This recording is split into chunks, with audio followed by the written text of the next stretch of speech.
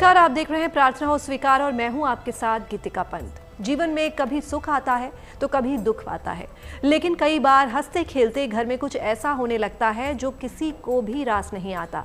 मसलन घर में लगातार कोई सदस्य बीमार रहता है, घर में शादी लायक हो चुके लड़के लड़कियों का विवाह नहीं हो पाता है, आमदनी से अधिक खर्च हो जाता है। ऐसी कई समस्याएं हैं जिनके निवारण के लिए इंसान भटकता रहता है। तो चलिए जानते हैं कि अगर आपके जीवन में भी ऐसी किसी समस्या ने डेरा डाल रखा है तो इसके ज्योतिषी उपाय और समाधान क्या होंगे।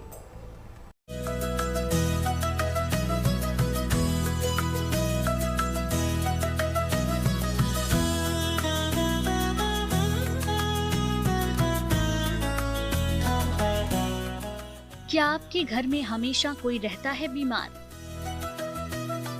तो वास्तु की कमी से पनपा है ये विकार। क्या आपके घर में पैसों की रहती है तंगहाली? छोटे छोटे उपायों से दूर होगी घर की बदहाली। क्या आपके घर में शादी लायक हो चुकी है आपकी संतान और नहीं हो रहा है उनका विवाह? तो ज्योतिष के महा उपाय में छिपा है संकट का समाधान। कहते हैं कि जिंदगी में कुछ भी स्थायी नहीं होता। अगर संकट रूपी दुख आता है तो समाधान रूपी सुख भी घर की दहलीज पर दस्तक देने वाला होता है। सुख और दुख सिक्के के दो पहलुओं की तरह होते हैं, तो चित और पट के रूप में हमारा इम्तिहान लेते रहते हैं और हमें हर परिस्थिति में एक रूपता में रहने की सीख देते हैं। तो चलिए आज हम आपके जीवन में आने वाले कुछ चुनिंदा परेशानियों के बारे में जानकर उसका ज्योतिषीय निवारण बताएंगे।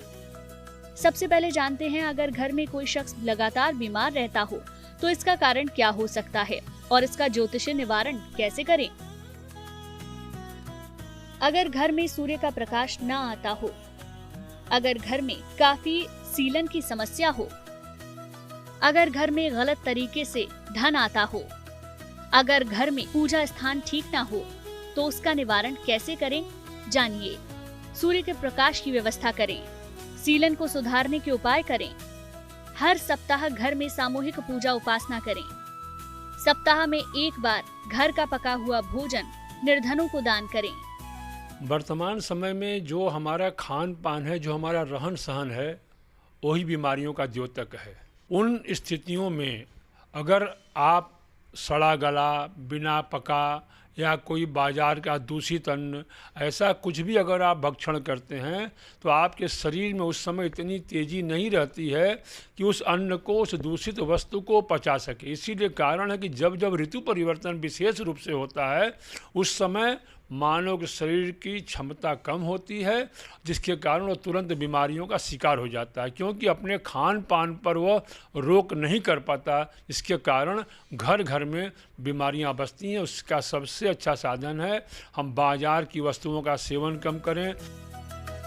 वास्तु का विज्ञान कहता है कि हमें अपने घर को मंदिर बनाकर रखना चाहिए, यानी कि एकदम साफ सुथरा और एक बालक के मन की तरह पवित्र।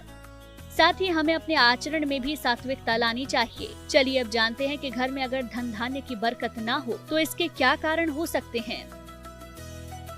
घर में अगर पानी की बर्बादी होती हो, घर में टूटे हुए बर्तनों का प्रयोग होता हो, पूरी आमदनी अपने लिए ही खर्च करते हो, पानी की बर्बादी पर अंकुश लगाएं। इस संकट से कैसे बचा जाए, चलिए जानते हैं। टूटे हुए बर्तन तुरंत हटा दें, अपनी आमदनी का कुछ हिस्सा सदकार्यों में दान करें, धन रखने के स्थान को बार बार ना बदलें। हमारे शास्त्रों में कहा गया, जहाँ सुमति तहाँ संपत्ति नाना, जहाँ कुमति तहाँ विपत्ति निदाना। आज घर में सब कुछ है, हम संपन्न हैं, हमारे पास सब कुछ है, लेकिन सुमति नहीं है। और जब सुमति घर में नहीं है, कुमति का निवास है, तो कितना भी घर में धन आवे वो धन आपके योग्य नहीं रहता। तो जब तक सुमति रहेगी तो हम धार्मिक कार्य करेंगे, धार्मिक कार्य करेंगे तो हमारा मन अच्छा होगा, मन अच्छा होगा तो घर में धन का संचय होगा। उसके लिए हमको अपने मन पे काबू रखना होगा। अगर आप चाहते हैं आपके घर में लक्ष्मी कृपा बनी रहे तो सुमति रखें, घर में स्वच्छता रखें, देवाराधन करें, बड़ों का स्वागत करें, घर में हमेशा लक्ष्मी का निवास बना रहेगा। तो आप भी घर से टूटी फूटी वस्तुओं को तुरंत ही हटा दीजिए और गरीबों की सहायता के साथ ही मंदिर में दान भी करते रहें। इससे आपके घर में माँ लक्ष्मी की कृपा रहने लगेगी। चलिए अब जानते हैं हमारी अगली समस्या, जो जुड़ी है एक सुयोग्य वर और वधू की खोज से। जीवन में अच्छा जीवन साथी को पाने की ख्वाहिश हर किसी की होती है, लेकिन कई बार ग्रहों की चाल और हमारी आदतों के कारण हमारे विवाह में विघ्न आते रहते हैं। तो चलिए जानते हैं कि जब विवाह लायक होने के बाद भी हाथ पीले ना हो और सेहरा ना बन पा रहा हो तो वो कौन से कारण हो सकते हैं। घर में गलत आमदनी का आना, घर के बड़े बुजुर्गों की अवहेलना करना, घर में कोई पूजा उपासना प्रार्थना न होना, घर में बहुत ज्यादा कांच की चीजें होना। अपनी आमदनी का हिस्सा जरूर दान करें। कैसे इस बाधा से पार पाएं, चलिए जानते हैं। नित्य प्राय बुजुर्गों का आशीर्वाद लें। नियमित रूप से शिव जी और माँ पार्वती से प्रार्थना करें। घर में लकड़ी की वस्तुओं का प्रयोग करें। ढेर सारे तुलसी के पौधे लगाएं। अगर हम चाहते हैं कि हमारे संततियों का विवाह समय से हो, समय से वंश वृद्धि हो, तो उसके लिए पितरों की पूजा आवश्यक है। पितरों की पूजा करने से ऐसे जो मांगलिक कार्य घर में रुके रहते हैं वह तुरंत पूर्ण होते हैं। क्योंकि हमारे यहाँ कहा गया है पितरः प्रीतिमापन्ने प्रीयन्ते सर्वदेवता। हम जब पितरों की ओर ध्यान देते हैं तो देवता अपने आप संतुष्ट हो जाते हैं। तो अपने पितरों को प्रसन्न करें, पितरों को प्रणाम करें। अमावस्या के दिन पितरों के निमित्त कुछ दान करें, दीपक जलावें। तब आपके घर में जो विवाहिक समस्या है, किसी बच्चे का विवाह नहीं हो रहा है, सब चीज़ें रुकी हुई हैं, पितरों की कृपा से अवश्य पूर्ण होगी। इसमें कोई भी संदेह नहीं है। तो आप भी ज्योतिष के बताए इन महाप्रयोगों को अपनाकर जल्दी ही बारात के साक्षी बन सकते हैं। साथ ही 7 फेरे ले सकते हैं, बल्कि अपने दाम्पत्य जीवन को भी मधुर बना सकते हैं। एक समस्या और है जो हम सबको परेशान करती है, यानी हमारा जो रोजगार है या जो नौकरी है, लेकिन उसमें तरक्की नहीं होती और घर में हमारा रुतबा भी नहीं बढ़ पाता। तो ये समस्या क्यों पैदा होती है और इसके मूल में क्या है, चलिए ज्योतिष के नजरिए से समझते हैं। भगवान कहते भी हैं गीता में अर्जुन से, अनन्याश्चिन्तयन्तो माम ये जनाः पर्युपासते तेषां नित्याभियुक्तानां योगक्षेमं वहाम्यहम्। जो अनन्य भाव से कर्म को करते हुए मेरा भजन करता है, मैं उसके योगक्षेम की व्यवस्था अवश्य करता हूँ। तो अगर आप चाहते हैं आपकी नौकरी लगे, आपका कैरियर बने, तो आपको सत्कर्मों में शामिल करना होगा कि आप ऐसे अच्छे कर्म करें जिसके कारण से आप कोई अनुष्ठान करें, भगवान गणपति की आराधना करें, चंडी की आराधना करें, अपने कुल देवताओं की आराधना करें और स्वकर्म करते रहें। आपको अवश्य व्यवसाय मिलेगा, आपकी नौकरी अवश्य मिलेगी, इसमें भी कोई भी संदेह नहीं है। घर में हमेशा कलह कलेश होना, अपने सहायकों के साथ अच्छा व्यवहार न करना, घर की महिलाओं को प्रताड़ित करना, दूसरों को जानबूझकर परेशान करना, तो कैसे होगा इस संकट का समाधान, चलिए जानते हैं। घर में यथाशक्ति शांति बनाए रखें। अपने सहायकों और महिलाओं के साथ अच्छा व्यवहार करें। नियमित रूप से गजेंद्र मोक्ष का पाठ करें। मांस मदिरा का प्रयोग बिल्कुल बंद कर दें। उन्नति क्यों होती है? पहले घर में एक बुजुर्ग होती थी, दादी होती थी, सारे लोग धन संचय करके ले आके उनके पास रखते थे और उनकी आज्ञा से उसे खर्च करते थे। आज घर में जितने परिवार, एक घर में 5 बहुएं हैं तो 5 मालिक हैं और सबकी मति चलती है। तो मति नहीं है, वो कुमति है। घर के अंदर मांस न पकाना, घर के अंदर मदिरा न पीना, ये सब जो व्यसन है, इससे लक्ष्मी रुष्ट होकर के चली जाती हैं। तो घर की उन्नति करना चाहते हैं तो शनिवार के दिन घर में समुद्री नमक का पोछा लगाना ठीक होता है, महालक्ष्मी की आराधना करना ठीक होता है। ये सब कार्य आप करें, घर में अवश्य उन्नति होगी, घर में की समस्याएं अवश्य दूर होंगी और घर में अवश्य महालक्ष्मी की कृपा प्राप्त होगी। तो देखा आपने कैसे हमारा आचरण और आदत ही हमारी उन्नति और मिलने वाले वरदान में बाधक बन सकते हैं। तो आप भी ज्योतिष में बताए इन महा उपायों को अपनाकर अपनी जिंदगी को खुशहाल बना सकते हैं। आगे हम आपको बताएंगे कि क्यों हमारा आत्मविश्वास और साहस डगमगाता है। तब तक आप बने रहिए हमारे साथ और देखते रहिए प्रार्थना हो स्वीकार। चलिए अब आपको जिंदगी के एक दूसरे पहलू की तरफ लेकर चलते हैं जो हमारे और आपके जीवन से जुड़ा है। आत्मविश्वास और साहस, दो ऐसी चीजें हैं जिनका अभाव अगर जीवन में हो तो व्यक्ति के बनते बनते कार्य भी बिगड़ जाते हैं, उसके आत्मबल में कमी आ जाती है। तो कैसे डगमगाते हुए आत्मविश्वास को मजबूत करें जिससे जीवन में चुनौतियों से पार पाया जा सके, आइए जानते हैं।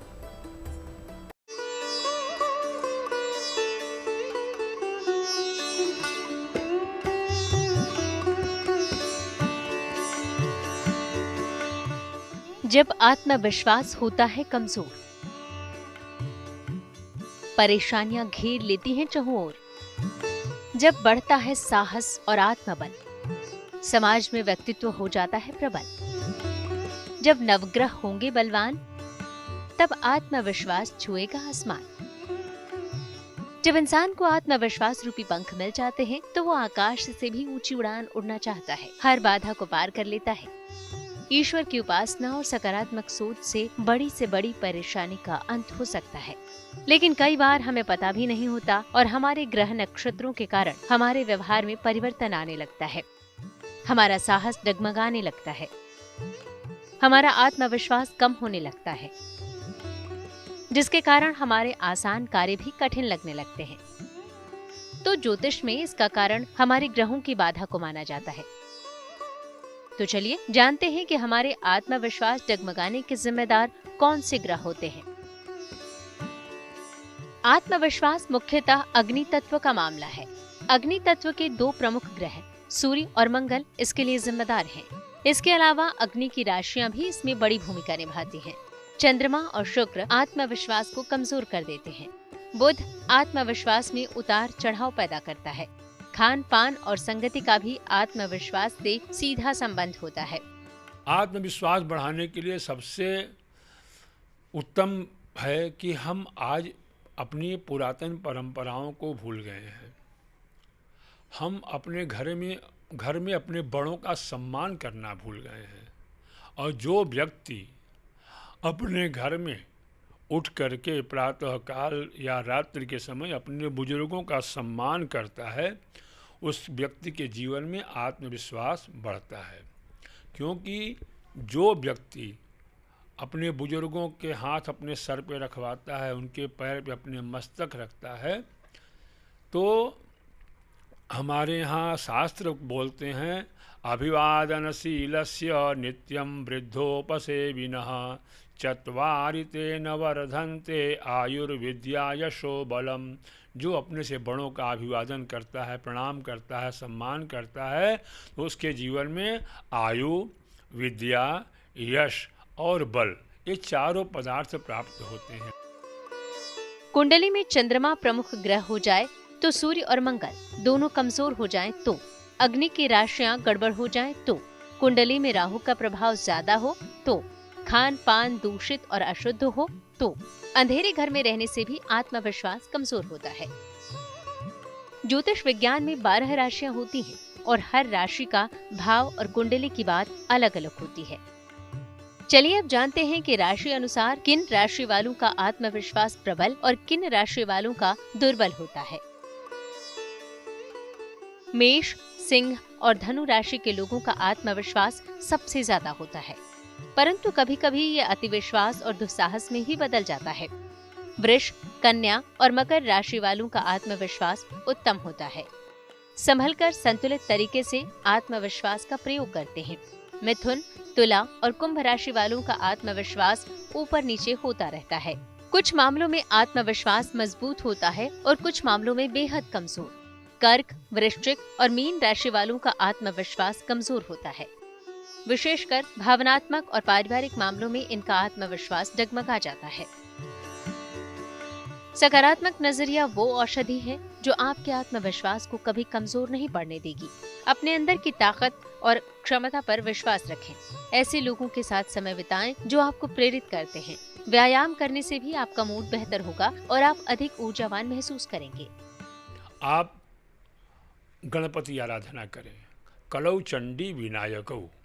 कलयुग में भगवान गणपति की आराधना, क्योंकि इनका हर स्वरूप है, सुमुखश्चैकदन्तश्च कपिलो गजकर्णकः लम्बोदरश्च विकटो विघ्ननाशो विनायकः धूम्रकेतुर्गणाध्यक्षो भालचन्द्रो गजाननः द्वादशैतानि नामानि यः पठेत् शृणुयादपि। 12 गणपति हैं हमारे यहाँ, हर महीने चतुर्थी पड़ती है, तो 12 चतुर्थी के 12 गणपति हैं, भिन्न भिन्न नामों से उनकी हम पूजा करते हैं। अगर आप जीवन में चाहते हैं आत्मविश्वास की वृद्धि, तो बुधवार के दिन कम से कम गणेश जी के मंदिर में दुर्वा चढ़ावें, धान का लावा चढ़ावें। जो व्यक्ति दुर्वा चढ़ाता है, यो दूर्वांकुरयति स वै श्रवणोपमो भवति, वह बहुत विद्वान होता है, आत्मवान होता है। यो लाजेरयति, जो धान का लावा चढ़ाता है, स यशोवान भवति स मेधावान भवति। तो आप भगवान गणपति जो कलयुग के प्रत्यक्ष फल देने वाले देवता हैं, उनकी आराधना करके, उनके पूजा करके अपने जीवन में आत्मविश्वास को बढ़ा सकते हैं। अब हम आपको ज्योतिष के नजरिए से बताते हैं कि कैसे आप अपने आत्मविश्वास को अडिग रख सकते हैं। पाचन तंत्र का बहुत ध्यान रखें, पेट को साफ रखें, कब्ज से बचें, रोज स्नान जरूर करें, जल में जरा सा लाल चंदन डालकर स्नान करें, नित्य प्रातः सूर्य को जल अर्पित करें, सूर्य के सामने हाथ उठाकर गायत्री मंत्र का जप करें, दाहिने हाथ में एक लाल कलावा बांधें, सलाह लेकर एक मूंगा या माणिक्य धारण करें।